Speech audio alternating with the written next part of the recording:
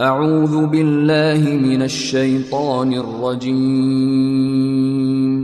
بسم الله الرحمن الرحيم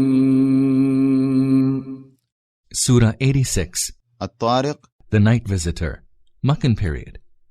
Title: The expression Tariq, featuring in the surah's opening verse came to be known as its title. Period of revelation.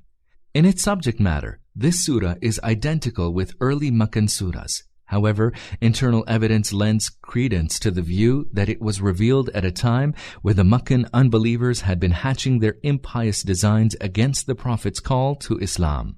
Subject matter and themes. Two main themes lie at the core of this surah. One, man's answerability to Allah after his death. And two, the supreme invincible status of the Quran, which cannot be downgraded by any of the unbelievers' tricks or nefarious designs. First, an oath is taken with reference to the stars in order to press home the truth that nothing can survive in the universe without Allah's protection. Man's attention is drawn to his own being, how he was created from a drop of sperm, developing later into fully grown-up living being. Surely, Allah who created him thus has the power to bring him back to life. Man will be resurrected in order to test his deepest secrets. On the Day of Judgment, however, man shall have no power and no helper to escape the consequences of his misdeeds. In conclusion, attention is drawn to the workings of the universe, rainfall and the growth of plant life and crops. These are significant life-giving phenomena. By the same token, the truths enunciated in the Quran are incontrovertible. The unbelievers mistakenly think that their tricks will stop the spread of the Quranic message. They do not realize that Allah has been devising a plan that will defeat their guile. The Prophet, peace be upon him, is asked to bear with the unbelievers' opposition, while the latter are served with a warning that they will soon see for themselves whether their impious designs succeed to any degree. بسم الله الرحمن الرحيم In the name of Allah, the most merciful, the most compassionate. والسماء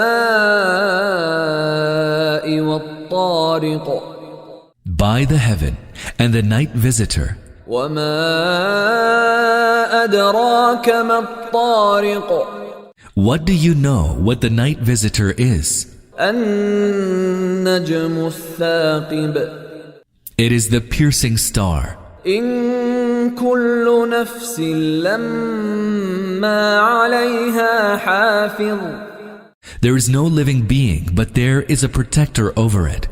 There is no living being, but there is a protector over it.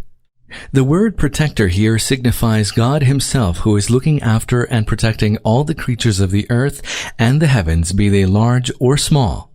The thrust of the verse is that the countless stars and planets that glisten in the sky at night bear witness that certainly there is a being who created them, illuminated them, suspended them in space, and who protects them in such a manner that they neither fall from their orbits nor collide with the other countless stars in the course of their movement, nor do any other stars and planets collide with them.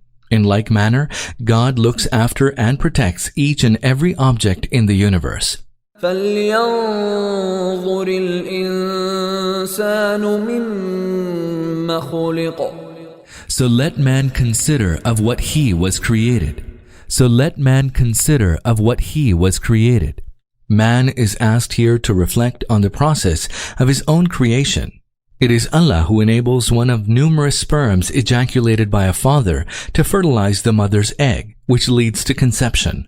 Again, it is Allah who oversees various stages of conception, helping the fetus to grow and to be born as a baby. Inside the womb, he fashions the baby's form and caters for all his needs from birth until death. Out of his immense mercy, he protects man against diseases, calamities, and accidents of all sorts. He provides man with innumerable opportunities and facilities. Man cannot even count these blessings. And what to say of creating them? It is worth reflecting whether all this can happen without the help of the all-powerful and all-watchful Allah. خلق من ماء دافق He was created of a gushing fluid, يخرج من بين الصلب والترائب emanating from between the loins and the ribs. Emanating from between the loins and the ribs. The words used here are salb and tara'ib. The former stands for the spinal cord and the latter for ribs. The life-generating fluid of both men and women issues from that part of their body that lies between the back and the breast. It is being said, therefore, that man was created of a gushing fluid emanating from between the loins and the ribs. This fluid is produced even if one's limbs are cut off. It is therefore not correct to say that the whole body is involved in its production. Only the vital organs are involved. The brain is not specified in this scheme of things, as it is constantly connected with the spinal cord, and the brain controls every part of the body. See also the appendix at the end of the surah. إنه على رجعه لقادر. Surely, He, the Creator, has the power to bring him back to life. Surely, He, the Creator, has the power to bring him back to life.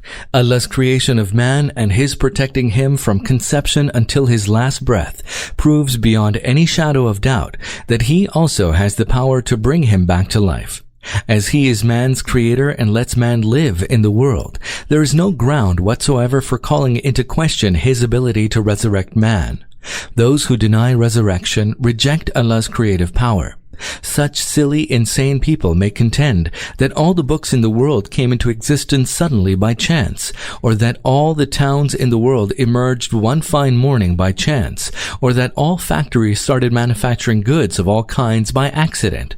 It goes without saying that man's creation, his amazing body, his varied and numerous faculties and abilities, and his survival for long as a living being are much more bewildering phenomena than what man himself accomplishes.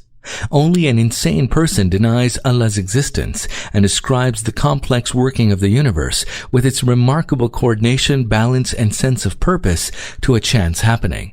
يوم تبلى السرائر. On the day when man's deepest secrets shall be put to the test. On the day when man's deepest secrets shall be put to the test. Man's deepest secrets signify those actions that are unknown to others.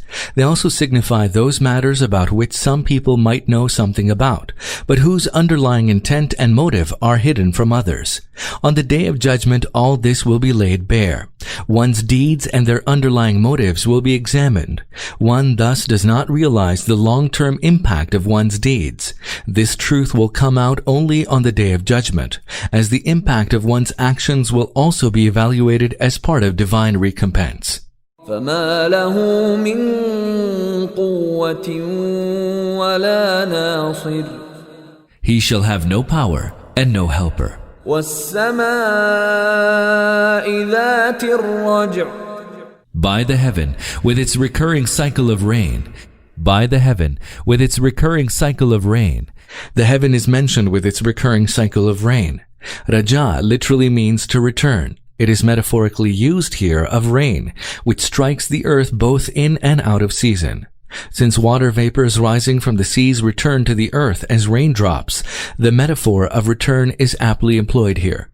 وَالْأَرْضِ ذَاتِ الصَّدْعِ. And by the earth ever bursting with verdure.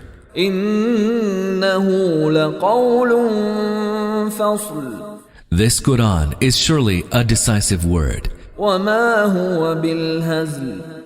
Not a flippant jest. Not a flippant jest. Just as the downpour from the heavens and the vegetation that pierces through the earth's crust is a serious reality rather than a jest, so is the Quran's teaching that man is bound to return to his Lord. What is said is not some flippant jest. Rather, it is an eternal categorical truth that is bound to materialize. إِنَّهُمْ يَكِيدُونَ كَيْدًا. They are devising a guile. They are devising a guile. The unbelievers have been resorting to guile in order to discredit the Quran. They seek to sow doubts into people's hearts about the Quran and level all sorts of false, baseless allegations against the Prophet, peace be upon him, with a view to arresting his call to the truth. They are keen to continue living in the darkness of unbelief, which is what he seeks to drive away. وَأَكِيدُ كَيْدًا. And I too am devising a guile. And I too am devising a guile. Allah will put an end to the unbelievers' guile. They will be frustrated in their impious designs. The divine light which they have been trying to extinguish is destined to illuminate the whole universe. فَمَهِّلِ الْكَافِرِينَ أَمْهِلْهُمْ رُوَيْدًا. So leave the unbelievers to themselves. Respite them a while. So leave the unbelievers to themselves. Respite them a while. The unbelievers have been granted respite. Soon, however, they will realize that their guile could not and did not work against the divine plan.